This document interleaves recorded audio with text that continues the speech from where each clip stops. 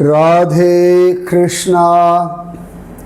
जय बोलो गंगा मैया की जय। जय बोलो आज की आनंद की जय। जय बोलो आज की आशीर्वाद की जय। जय बोलो हिमाचल पर्वतराज की जय।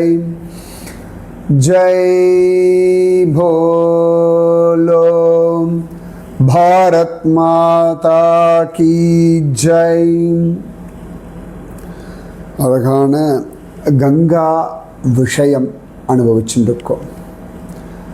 அந்த பரதன், சத்ருக்னன், குஹன் இவர்களுடைய வைபவத்தை மணிப்பிரவாள முறையில் ஒரு அழகாக பெரியவாச்சான் பிள்ளை சொல்லியிருக்காருன்னு பார்த்தோம். மணிப்பிரவாளம் அப்படிங்கிறது சம்ஸ்கிருதமும் தமிழும் கலந்து எழுதக்கூடிய ஒரு விதமான நடைமுறை. அதற்கு பேர் மணிப்பிரவாளம்னு பேர். முக்கியமாக வைஷ்ணவ கிரந்தங்கள் பழசெல்லாம், இந்த வியாக்கியான கிரந்தங்கள் எல்லாம் மணிப்பிரவாள நடையில் தான் எழுதியிருப்பார்கள்.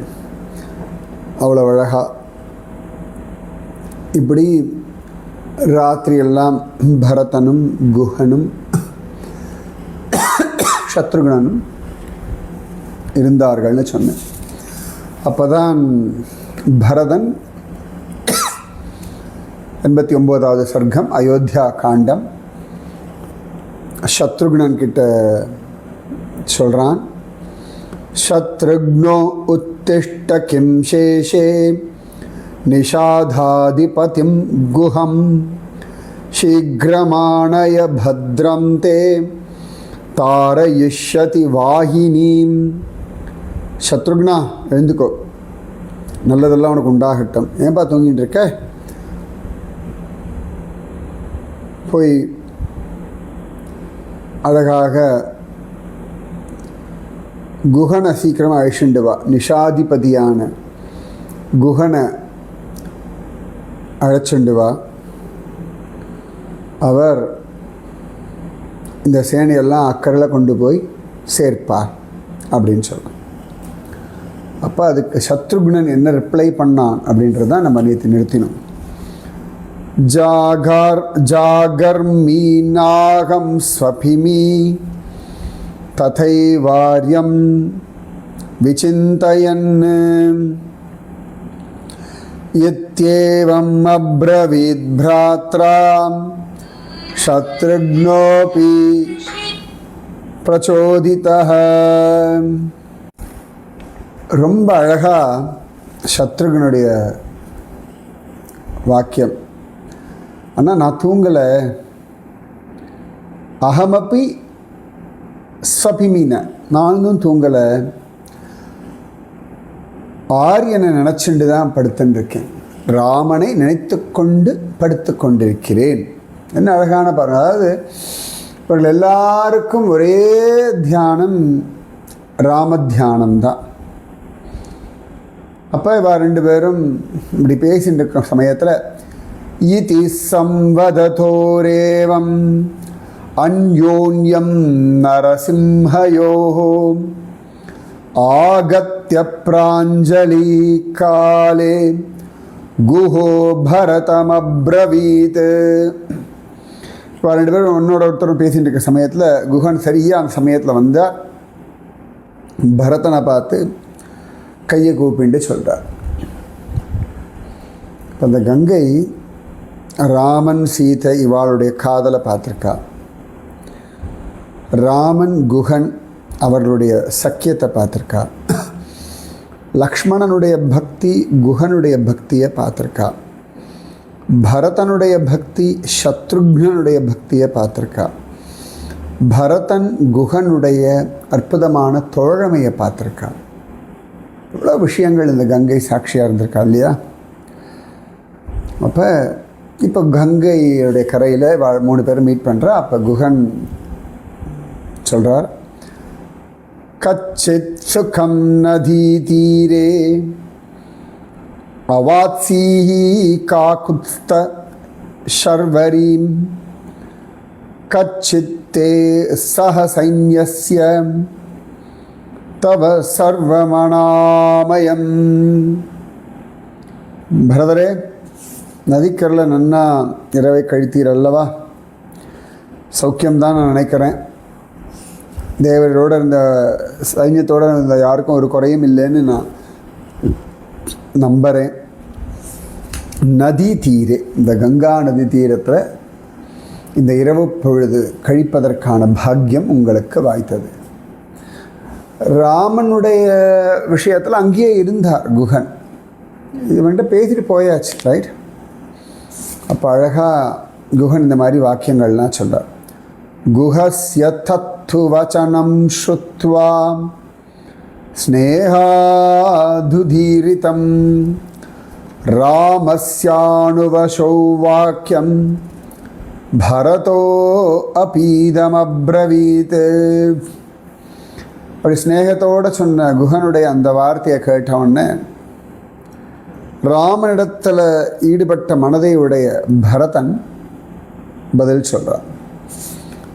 சுகா ந ஷர்வரி, சுகா நஹ ஷர்வரி ராஜன் பூஜிதாச்சாபி தேவயம் கங்காம் து நௌபிர்ஹி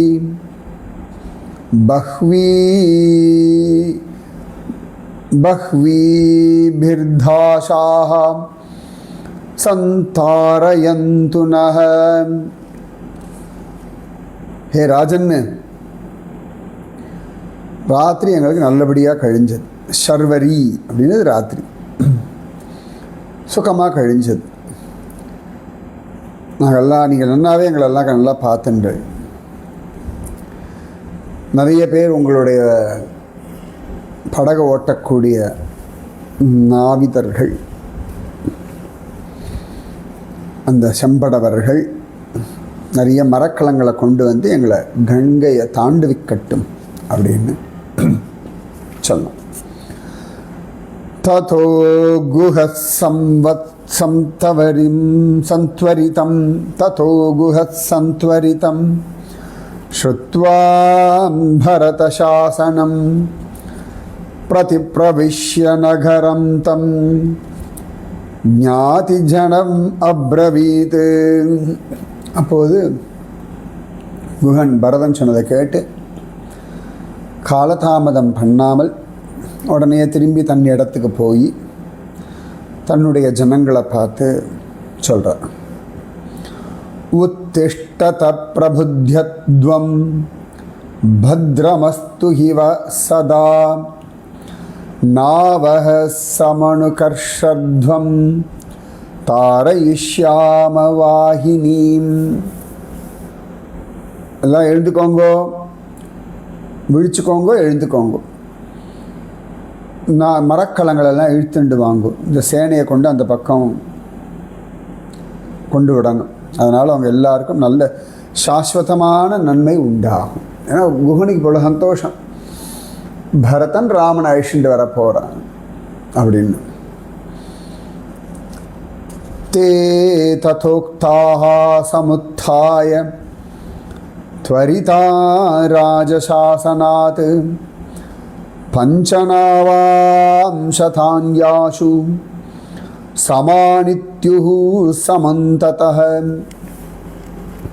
இப்போலாம் கங்கையில் இன்னொரு பக்கம் தூங்கிட்டு இருக்கா. அதாவது ஒரே கல்ல அந்த பக்கம் இருக்கலாம், இல்லாட்டி கொஞ்சம் தனியாக தானே குஹன் வந்தா இங்கே இல்லையா? ஸோ இப்போ குஹன் மீண்டும் தனியாக அங்கே போய் தன்னுடைய ஜனங்களெல்லாம் எழுப்பி சொன்னோன்னா அவெல்லாம் கட கட கட கட கடன்னு எல்லாரும் தயாராகி ஒரு 500 மரக்கலங்களை கொண்டு, 500 மரக்கலங்கள்னால் எவ்வளவு ஒரு செல்வாக்கு இருந்திருக்கும் நம்ம குஹனுக்கு. எனக்கு இன்றைக்கி நல்லா ஞாபகம் இருக்குது. பிரயாகராஜ் நாங்கள் போன சமயத்தில் டக்கு டக்கு டக்கு டக்கு டக்குன்னு எத்தனை போட்டு வந்தது எங்கள் ஐஷன் போகிறதுக்கு. அதுவும் இந்த பிரயாகராஜாவில் இந்த கும்பமேளா சமயத்துலலாம், இப்போ மகா கும்பம்லாம் வந்தது இல்லையா, எவ்வளவு படகு ஓட்டினார்கள் இல்லையா? அவர்களுக்கு ஒரு தலைவன் இருக்கான், அவர் சொல்ல எல்லாரும் கேட்குறா, டக் டக் டக் டக் டக் அப்படி நடக்கிறது. அது ரொம்ப பெரிய விஷயம். அந்த கண்ட்ரோல் இருக்கணும் இல்லையா, ஒரு லீடர்ஷிப் குவாலிட்டியில் இதெல்லாம் ஒன்று. அன்யாஹா ஸ்வஸ்திக விஜ்ஞேயா மகாகண்டாதராவராஹாம் சோபமானாஹ பதாகின்யோ யுக்தவாஹ சுசம்ஹிருதாஹ. அந்த படகுகள்லாம் எப்படி இருக்குன்னா பெரிய பெரிய மணிகள்லாம் கட்டியிருக்கா. அதுக்கேற்ற மாதிரி ஒவ்வொருத்தருக்கும் ஒவ்வொரு படகு ஓட்டுறதுல கெட்டிக்காராளாக இருப்பா. அதில் கொடியெல்லாம் ஏற்றிருக்கா. அதில் ரொம்ப விசேஷமான ஸ்வஸ்திகம் அப்படின்ற பேர் கொண்ட பெரிய பெரிய படகுகள்லாம் வந்தது. ததஹ ஸ்வஸ்திக விஜ்ஞேயாம் பாண்டுகம்பள சம்வ்ருதாம் சனந்தி கோஷாம் கல்யாணீம் குஹுநாவமுபாஹரத. அப்போ ஸ்வஸ்திகம்னு பெயர் பூண்ட அழகான கல்யாணியும் நாவம், அழகான கல்யாணின்னு அழகின்னு அர்த்தம், அழகான அந்த போட்டை மரக்கலத்தை பாண்டு கம்பள சம்வ்ருதாம், நல்ல வெண்கம்பளம் எல்லாம் விரிக்கப்பட்டது. பாண்டு அப்படின்னா வெளுத்தவன் ஒரு அர்த்தம் உண்டு. அதான் இங்கே பாண்டு கம்பள, நல்ல வெண்கம்பளம் விரிக்கப்பட்டதான, அதில் மேலம் முதலிய வாத்திய கோஷங்கள்லாம் நிறைஞ்சதான அந்த படகை கொண்டு வந்தார் ஃபஸ்ட் கிளாஸாக. இதெல்லாம் எக்ஸ்க்ளூசிவாக பரதன் இவாளுக்காக. தாமாருரோஹ பரதஹ சத்ருக்னஸ்ச மகாபலஹ. அப்போ மகாபலனான பரதன் அதில் ஏறிண்டார், சத்ருக்னனும் அதில் ஏறிண்டார். கௌசல்யாச்ச சுமித்ராச்ச யாச்சான்யா ராஜயோஷிதஹ புரோஹிதஸ்ச தத்பூர்வம் குரவோ பிராமணாஸ்சயேம் அனந்தரம் ராஜதாராஸ்ததைவ ஷகடாபணாம். அதுக்கப்புறமா கௌசல்யா தேவி, சுமித்ரா தேவி, மற்ற சக்கரவர்த்தியினுடைய மனைவிகள், ராஜஸ்திரீகள் எல்லாரும் வசிஷ்டரோடையும் மற்ற உத்தமமான நெருங்கின பிராமணர்களோடையும் அப்புறமா வண்டி வண்டியாக கடைப்பொருள்களும் அதில் ஏறினார்கள்.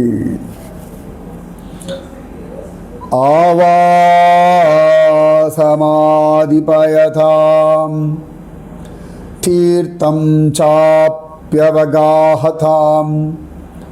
பாண்டானி சாததானாம் கோஷः த்ரிதிவ்யம் அஸ்பிருஷத். அப்போ வந்தெல்லாம் அந்த இடம் குப்பையை எடுத்து இல்லையா, அதெல்லாம் எல்லாம் சேர்த்து ஒன்றா போட்டு கொளுத்தி அப்புறமா அதை நல்லா எரிஞ்சு விடுத்தான்னு பார்த்து அதில் தண்ணி விட்டு அணைச்சி அதுக்கப்புறம் ஜலத்தில் ஸ்நானம் பண்ணி அப்புறம் சாமான்லாம் எடுத்துகிட்டு போகிற சத்தம் எல்லாம் அங்கே கொளுத்திருக்க பாடுறா, அந்த குப்பையெல்லாம் எடுத்து கொளுத்து, அப்படியே முடிஞ்சிச்சு, அது முடிஞ்சாச்சு பாரு, அது தண்ணி விட்டானே, நீ சாமான் எடுத்து கிளம்பு அப்படின்னு ஒவ்வொருத்தராக கைடு பண்ண போயிட்டே இருக்கா. ஏன்னா காட்டு தீ வந்துடும் இல்லையா, கங்கை கரை காற்று வேறு, அதனால் எல்லாத்தையும் ஒரு இடத்த நம்ம உபயோகப்படுத்தினோம்னா அது காடு வேறு, அதனால் அதை அழகாக சுத்தம் பண்ணிட்டு போகிறா அவர்கள்லாம். இது ரொம்ப முக்கியமான ஒரு விஷயம், இதெல்லாம் நம்ம கற்றுக்கொள்ள வேண்டிய ஒரு விஷயம். வால்மீகி இவ்வளவு டீட்டெயில்டாக அதை பற்றி பேசுகிறார். பதாக்கின்யஸ்து தானாவஹம் ஸ்வயம் தாசைரதிஷ்டிதாக வஹந்த்யோ ஜனமாரூடம் ததா சம்பேதுராஷுகாம். அழகா இந்த செம்படவர்கள்லாம் தள்ளிட்டு போகிறா, வண்டி ஓட்டின்னு போகிறா, நல்லா துவஜங்கள்லாம் கொடி ஏற்றிருக்கு. அதில் நல்ல வேகமாக போகக்கூடாதுன்னு ஜனங்களை சுமந்துட்டு போணுச்சு. அப்போ சில ஒவ்வொரு படகுலையும் எப்படி இருந்ததுன்னு சொல்லுவார். யார் யார் இருந்தான்னு சொல்கிறார். நாரீணாம் அபிபூர்ணாஸ்து காஷ்சித் காஷ்சிச்சவாஜினாம் காஷ்சித் தத்ர வஹந்தி ஸ்ம யானயுக்யம் மகாதனம். அப்போ சில படங்கள் நிறைய ஸ்திரீகள் இருந்தா, சிலதெல்லாம் குதிரைகள் இருந்தா, சில நிறைய பொருள்கள் இருந்தது, சிலதெல்லாம் நிறைய வாகனங்கள் வந்து ரதமெல்லாம் இருக்கா, அதெல்லாம் ஏற்றிருக்கா. தாஸ்மகத்வா பரம் தீரம் அவரோப்ய ச தாம் ஜனம் நிவ்ருத்தாः காண்டசித்ராணி கிரியந்தே தாசபந்துபிஹி. அப்போ அந்த அக்கறையை அடைஞ்ச ஜனங்கள் அந்த பக்கம் போயிடுறது. ஜனங்கள்லாம் இறக்கிட்டா. இப்போ அவனை திரும்பி ரிட்டர்ன் வர்றா இந்த குஹனோட ஆட்கள். அவளுக்குள்ள போட்டி மாதிரி ரேஸ் மாதிரி வச்சுண்டு ஜம்முன்னு துடுப்பெல்லாம் வேகமாக சுற்றி ஹைலஸாக போட்டு செல் வரலாம். இந்த கேரளாலெல்லாம் போட் ரேஸ் நடக்குமே, எங்கே நடக்கும், எப்போ நடக்கும் கொஞ்சம் கண்டுபிடிக்கல, ரொம்ப விசேஷம் அது. அந்த மாதிரி இவர்கள்லாம் கங்கையில் அப்படி போட் ரேஸ் வச்சுட்டு வராள். அவளுடைய அந்த வாழ்க்கை கங்கையை ஒட்டி இல்லையா. ஸோ அந்த வேலைகளில் அவள் தே ஆர் ஹாப்பி. ஸோ அதை எப்படி சந்தோஷமாக வச்சுக்கணுமோ அதெல்லாம் அவள் பண்ணிக்கிறேன். இதுதான் நீங்கள் ஐடியில் வேலை செய்யுங்கோ, இல்லாட்டி பிஸ்னஸ் பண்ணுங்கோ, இல்லாட்டி ஒரு மோட்டர் கம்பெனியில் வேலை பண்ணுங்கோ, இல்லாட்டி டாக்டராக இருங்கோ, இல்லாட்டி வாத்தியாராக இருங்கோ, நீங்கள் என்ன வேணா இருங்கோ. நீங்கள் என்ன பூ கட்டுறவராக இருக்கலாம், இல்லாட்டி வீட்டு வேலை பண்ணுறவங்களாக இருக்கலாம். ஐடி கம்பெனிலேயே நிறைய விதமான வேலைகள் இருக்குது. சொந்தமாக அக்கௌண்ட்ஸ் இருக்கலாம், நிறைய இருக்குது. நீங்கள் எந்த வேலைகள் பண்ணாலும் அதில் how you have to be ஹாப்பின்றதை நீங்கள் கண்டுபிடிக்கணும். அது நான் நிறைய இந்த மாதிரி அந்த படகோட்டிகள், அப்புறமா நாவிதர்கள், ஆட்டோக்காரா நான் பார்த்துருக்கேன். சில ஆட்டோக்காரர்கள்லாம் அழகாக ஜாலியாக உட்காந்துண்டு விளையாடிண்டு பேசிண்டு சிரிச்சுண்டு ரொம்ப அழகாக இருக்கும். சில ஆட்டோக்காரெலாம் ஜம்முன்னு உட்காந்து பாட்டு பாடுவாள். யாராவது சவாரி வந்தால் போவாள், அதற்கு அவள் பாடுவாள். சில பேர் வந்து இந்த ஆடுபுலி ஆட்டம் மாதிரி விளையாடுவாள். சில பேர் உட்காந்து நல்லா அடுத்த லெவல் போகிறதுக்கான படிப்பா. ரொம்ப அழகாக இருக்கும். அவரவர்கள் வாழ்க்கையில் அவரவர்களுடைய அந்த கர்மாவோடு சேர்ந்து ஒரு ஆனந்தம் இருந்தால் நீங்கள் கர்மா தலையெழுத்து பண்ணுவோம் அப்புறமா ஆனந்தமாக பண்ண முடியாது. அது கூடவே நீங்கள் ஆனந்தமாக இருந்து தான் ஆகணும். சென்னை பாம்பே ட்ரெயினில் நான் பார்த்துருக்கேன். 1 மணி நேரம் ட்ராவலாக அழகாக பாட்டு பாடின்னு போவா. சில பேர் கீதை வாசிட்டு போவா, சில பேர் தான் டிஸ்கஸ் பண்ணுவா, சில பேர் காய்கறி கட் பண்ணிட்டு போவா. லேடிஸ் எல்லாம் நான் பாம்பேயில் அது பார்த்துருக்கேன். மெட்ராஸ்லாம் இந்த பாரிஸ் போயிட்டு அங்கேயிருந்து பூ வாங்கிட்டு வருவாள். பூக்கடை இங்கே நம்ம பீச்சுக்கு அப்புறமா ஃபோர்ட் கோட்டைன்னு ஒரு இடம், அங்கே ஏறுவாள். பூவெல்லாம் வாங்கிட்டு அங்கே பூ வாங்கிடுவான். அங்கேருந்து 1 மணி நேரம் ஆகும் தாம்பரம் வரதுக்கு. அதுக்குள்ளே அப்படியே அதை பூவை கட்ட ஆரம்பிச்சிருவாள். இந்த டைம் வேஸ்ட் பண்ண வேண்டாமே. அப்படியே அதில் ஒரு பசிக்கும் மத்தியானம் அவள் சாப்பிட்டுப்பா. ரொம்ப அழகாக இருக்கும். அப்படி இறங்கினோன்னு நேராக போய் விற்க போயிடலாம் இல்லை, அடுத்த வேலையை பார்க்குறது. ஸோ டைம் மேனேஜ்மெண்ட் இதெல்லாம் பெரிய லெவலில் டைம் மேனேஜ்மெண்ட் புக்ஸ் எல்லாம் படிக்கவே வேண்டாம்.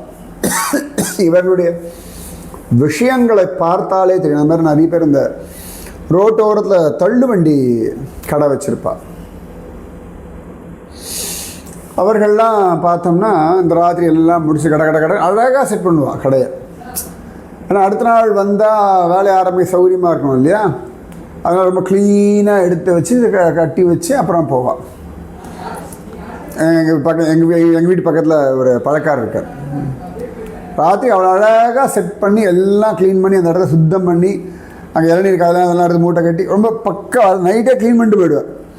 இப்போ காலங்காத்தால் வந்து லேசாக ஒரு பெருக்கு வரேன், சுற்றி வரேன், அவ்வளோதான். பெருக்கிட்டு காதல் 6-7 மணி கடையை திறந்துடுவேன்.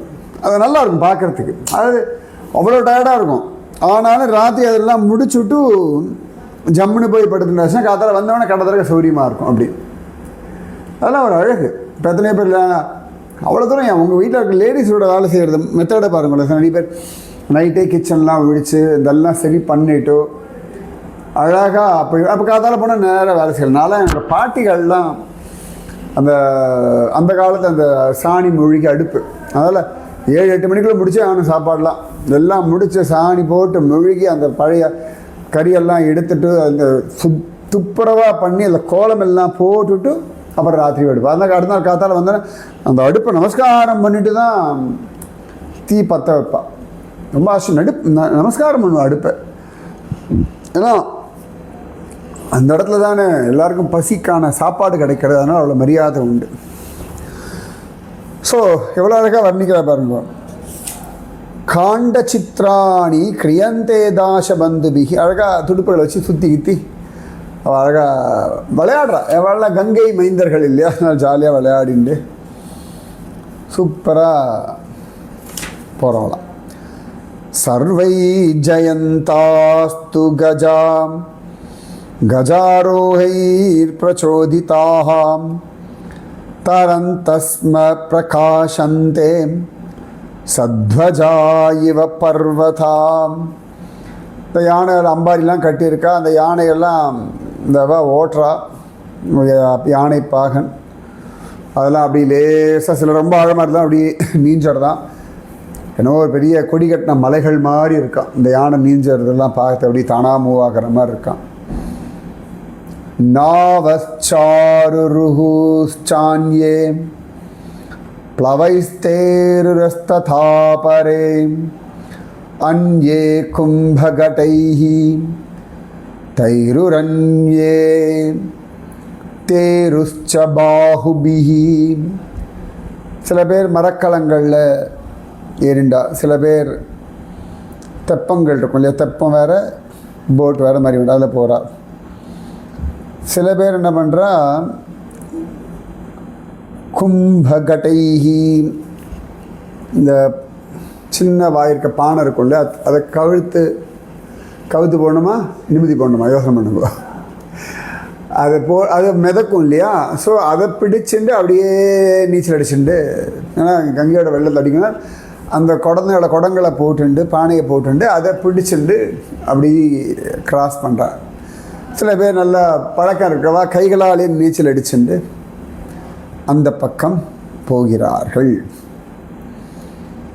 இப்படி இவர்கள் எல்லாரும் ஜம்முன்னு அழகாக கிளம்பி கங்கையினுடைய அந்த கரையை அடைந்தார்கள். எங்க பிரயாகம்.